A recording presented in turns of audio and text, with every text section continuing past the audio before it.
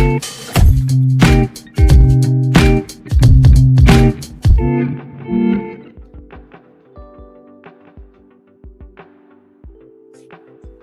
often come across stories that talk about the pandemic ruining the lives and businesses of people. But what if I tell you that there are people who actually couldn't get stopped from anything as long as they love what they do? Today, I have one such lady, Amruta Pathak, who had to shut her agency during hard times, but now she is helping people across India and the US. First of all, I would like to thank you, Amrita, for taking out time and joining us on the brand new episode of the Changemakers of Mentogram. To start off, what made you into a person that you are today? That is a very broad question over here. But I feel with anybody, it's the experiences that they go through in life. It's the kind of person. So the kind of person you want to be as you go ahead, and the kind of experiences you've had all this while, that just sort of make you into who you are. It's not just one thing. It's about everything that's happened and everything that you want to achieve in life.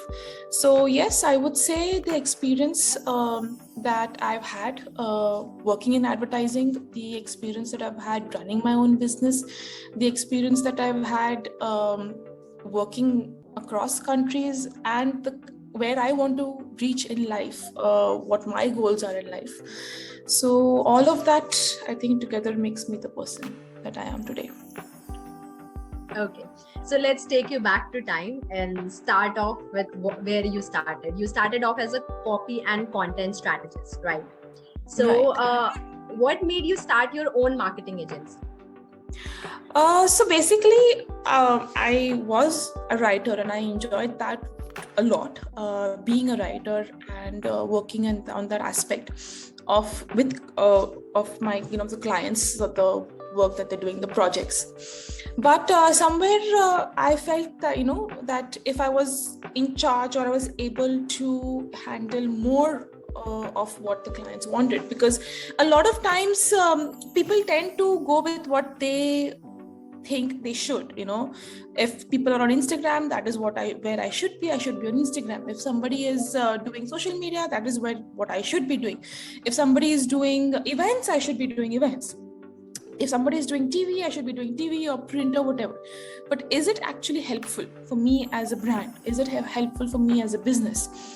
A lot of business owners don't think of it in that way, and a lot of agencies don't advise them in the right way also, which is, in marketing, there is no hard and fast rule. Everybody has their own way of doing things. Everybody has their own way of thinking, of suggesting, of getting getting the results out.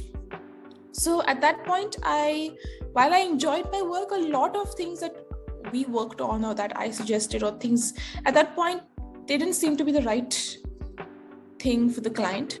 And of course, in an agency, when you're working in a certain way, you're working in a hierarchy, you obviously don't really go out of your way to suggest things differently, or you don't go out of your way to say that this is right or that is wrong. So which is why I figured that if I started off on my own, I would be in a position to actually help clients get the results they want in a way that's right for their brand and right for their business, and not just because everybody else is doing it, or because that is something that they think they should. Yeah. You shouldn't do something that everybody else is doing. Like if you're good at something and you enjoy doing it, so why not just start your own brand and get your best into it, right? Yeah. So the pandemic, it hasn't been any good with anyone, and with that you had to shut your business, right? So how did you find that motivation to not give up with what you love? How did you get back even stronger and started off with your work again? See, that this is the only thing that I actually know how to do very well. Whether it's branding, whether it's writing, whether it's marketing, that is what I am. I've always been. And it doesn't matter whether you work somewhere, whether you have your own agency, whether you are a freelancer, whether you're a consultant, at the end of the day, when you're doing what you are good at and when you're doing what you love doing, it doesn't matter how you do it. That is what I've always felt. The agency also just started off because, I got a lot of clients who I needed people to help me. And so I hired people to help me, and then we added services. So it was that kind of a growth. I didn't necessarily start off saying that I want an agency. It was just, okay, I'm doing what I want to do and what I enjoy doing. So even so I did have to shut my agency down, yes, because overheads were a lot and we were not getting the kind of clients, the kind of responses that we wanted. But at the same time, I was getting inquiries for personal one-on-one sessions to sort of help people, to help solopreneurs, to help freelancers, coaches, consultants through their branding journey, branding and marketing. And that made more sense to me, because by then I knew that I wanted to focus more on the strategy, more on the brand strategy, more on actually creating brands than the marketing. So that made sense to me. Plus, even as you said, the pandemic has not been kind to a lot of people, but it did offer a lot of opportunities in the way, in getting the solopreneur way of working more popular. It made it more popular. And a lot of people realized they could start working on their own. So because of that, one-on-one sessions, coaching, consulting became more popular. And that is how, so when I started off on my own, that is how I started off. Doing a lot of webinars, sessions. I was a part of some various different organizations, and there were a lot of webinars out there. We were doing a lot of courses. I was doing a lot of one-on-one sessions. I was doing a lot of consulting work. And I actually enjoyed that because that was very specific to what I was interested in doing and where I want to go now in the future. That's sweet. And like you said, pandemic hasn't been kind to a lot of people, but it was somehow helpful to people who were solopreneurs, who were freelancers. Maybe it helped them. So with everything, you have good and bad all together. So yes, absolutely. I have heard that you believe that every business has an audience, a tribe waiting to be discovered. So on that note, how far do you see yourself come in terms of helping people? And what is the meaning of this exact thing, that every business has an audience and you have to discover that which is the tribe waiting for it? Okay, so 2 questions over here. I have come quite far from where I was, because when I started off with my business, I was I was in my early 20s, and at that time you think that you can do anything you want in life and the world is a oyster, and it is to an extent. But I think then, as time goes by, as you go through different experiences, and now it's I definitely do think that there is a lot of scope, a lot of potential, but you tend to be a little more practical about things. You tend to be a little more practical about maybe even your aspirations and what you want to achieve in life. I just feel that when you go through any kind of experiences, anything in life, it just helps, it just gives you a little more maturity, a little more of, sort of grounds you, is what the word I'm trying to find. It sort of grounds you more as a person. And that is, I just feel I'm more grounded as a person than I was maybe 10 years ago, which I'm sure a lot of people feel the same way, because it's just, I think it's a common experience across. And what I mean by finding a tribe is, and this is actually a concept that I was introduced to sort of when I was coaching or consulting, doing those one-on-one sessions. Because what I found during those sessions, what I discovered is that while there might be 10 people who are doing the same thing, right? 10 business coaches, 10 business consultants, or 10 makeup or personal imaging or personal branding, whatever. It's nobody is in a, it's not like an original concept. Everybody is doing the same thing pretty much.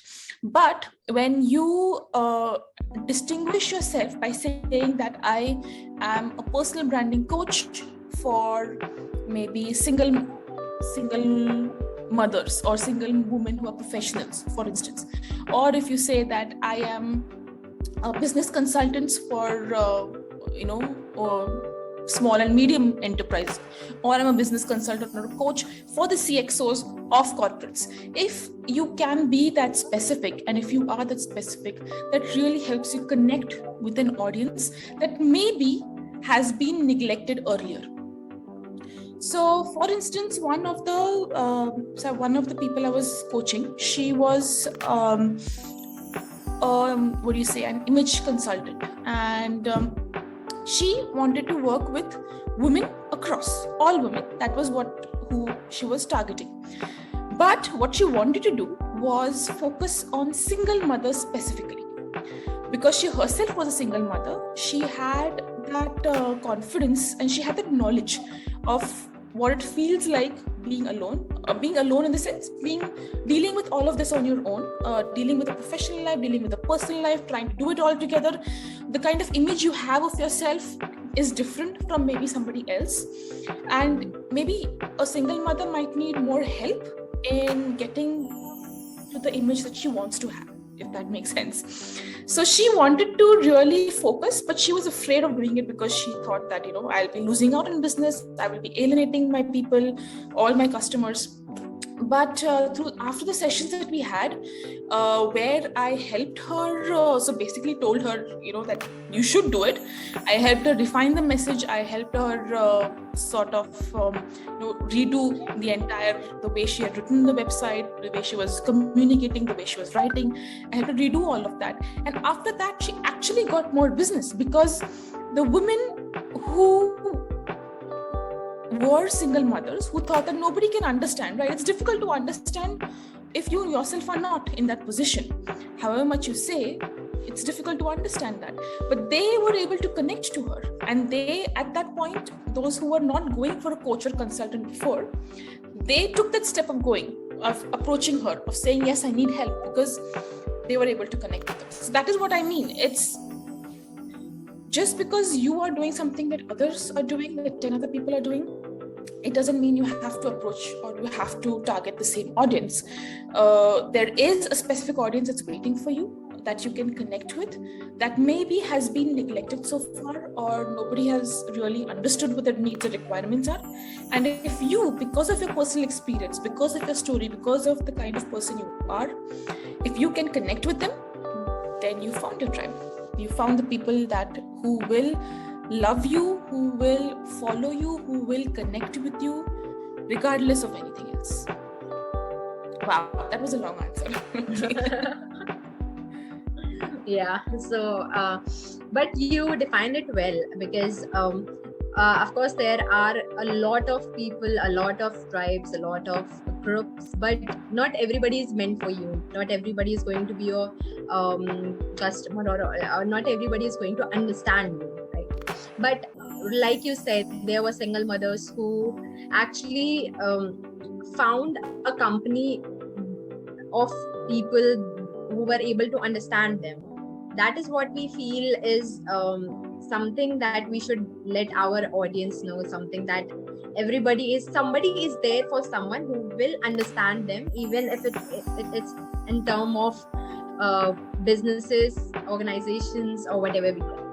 So what I see is you actually love what you're doing. So making it shorter, your passion is really evident. But if I was to ask you, which is the thing that you love the most? I think there might be a lot of things that you love about your work, but if there was to name a single thing, what would it be? I love So when I do something, whether it's this creating a brand, whether it's a strategy part, whether it's a writing part, when a client comes and tells me that this has actually made a difference, that what you have done has actually made a difference to my business, to anything, that is the part I love, because at the end of the day, I'm doing this to help, whether it's a solopreneur, whether it's an entrepreneur, whatever the businesses are, to actually make a difference in their business, for them to see that difference. And when they see it, that's, I think, the best part. Yeah, that's lovely. I think everybody loves this part the most about their businesses or whatever they are doing, right? To make others happy along with themselves. So what I would say is the work you are doing is really appreciated and encouraged by all of us. So, but like there is a chance when we have to come to an end of something. So before reaching to the end of the podcast, before I part ways with you, do you have anything to say before parting ways with our listeners to inspire them? Okay, so I'm sure, I mean, there are a lot of, when you say inspiration, when you say anything to do with, advice or encouragement, I mean, there's a lot of stuff that you can find out there. But what I've found, what I have discovered myself through the years, and what I have realized is, there is no end to whatever you, when you have a passion, when you love something, there is no end to it. Whatever happens, there are always going to be issues, there are going to be ups, there are going to be downs, there are going to be a lot of things that life throws at you. But as long as you genuinely have a passion for it, if you love it, whatever it may be, it doesn't matter. Money is something that is separate, money comes, money goes, whatever. But as soon, if you genuinely love what you're doing, nothing will be able to stop you from doing it, and nothing will end it. Somehow or the other, you'll find a way to overcome whatever has happened and continue with your passion. And I feel this is something that a lot of people should understand, because when things are going bad, it's easy to just say, why am I even doing this, or why am I bothering with this? It's just easy to throw in the towel, to shut things down and be like, okay, I'm done. But even if you have to do that, you can still pick up, and you can still go in the direction that you want to. And I just feel that is something that everyone should understand. So Yeah. So to make it into a conclusion, what's the moral of the story? Keep your head up at all times. Never give yes, up and never never give. let yourself grieve. There is Absolutely. always another way, and there will be a change in us. On Yeah. that note, I would like to end this episode of the Changemakers of Mentogram. Stay tuned for more such inspiring stories. Until the next episode, I am your host, Padiksha.